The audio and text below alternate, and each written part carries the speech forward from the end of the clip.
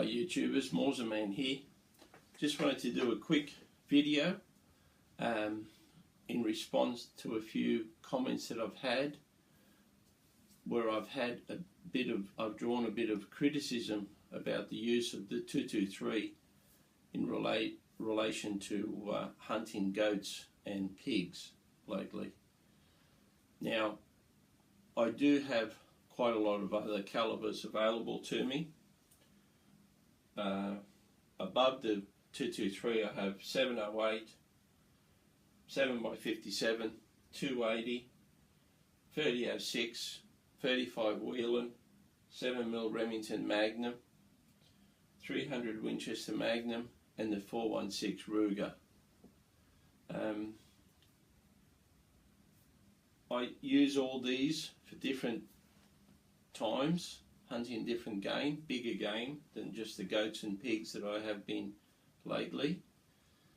And I've also reloaded my own, and I've gone through quite a lot of different projectiles, trying different projectiles on different game, and I have found that a very accurate rifle, low recoil, confidence in your rifle, and good bullet placement will outperform having a really big rifle with poor bullet selection and poor bullet placement. I've had the opportunity to hunt a lot of game in Australia, and using different rifles I've been very successful, but by the same token I have seen animals walking when they shouldn't be.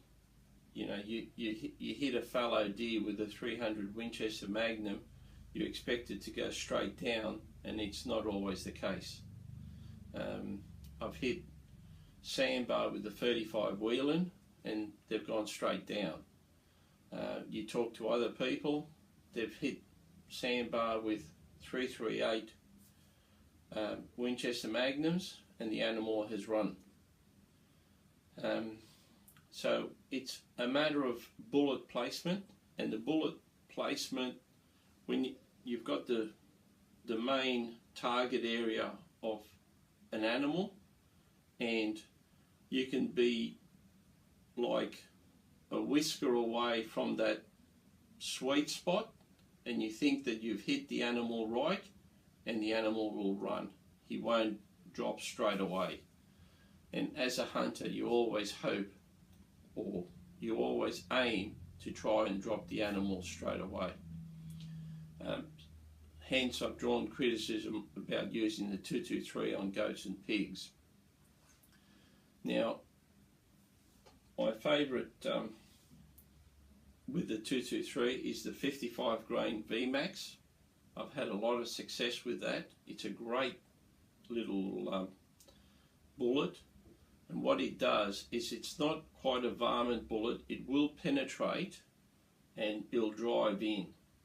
Now obviously on a heavy pig it won't penetrate the body armour of a boar, but if you shoot a pig properly, knowing the caliber that you're using and place your shots, you're going to have success.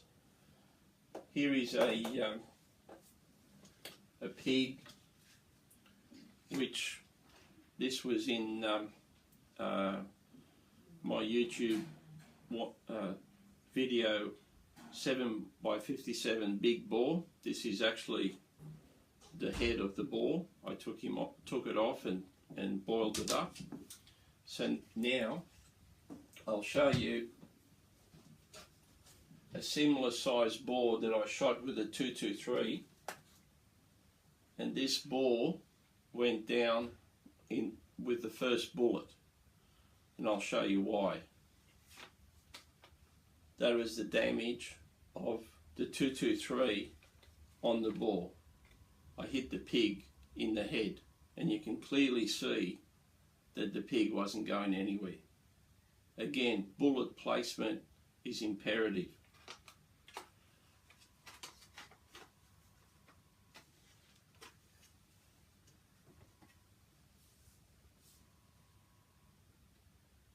having said that, the 223 has got a relatively light recoil.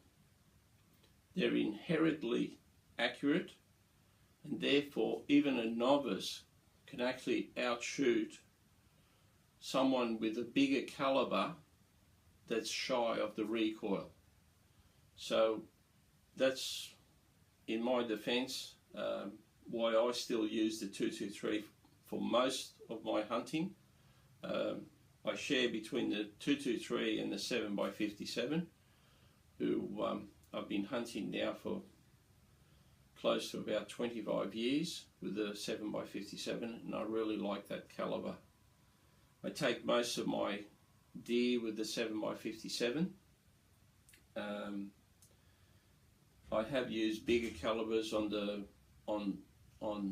fallow deer, but again, I prefer the smaller caliber on the fallow rather than the bigger caliber. What ends up happening is, if you're using the bigger calibers, you tend to punch through the animal, and sometimes the energy is not retained in the animal.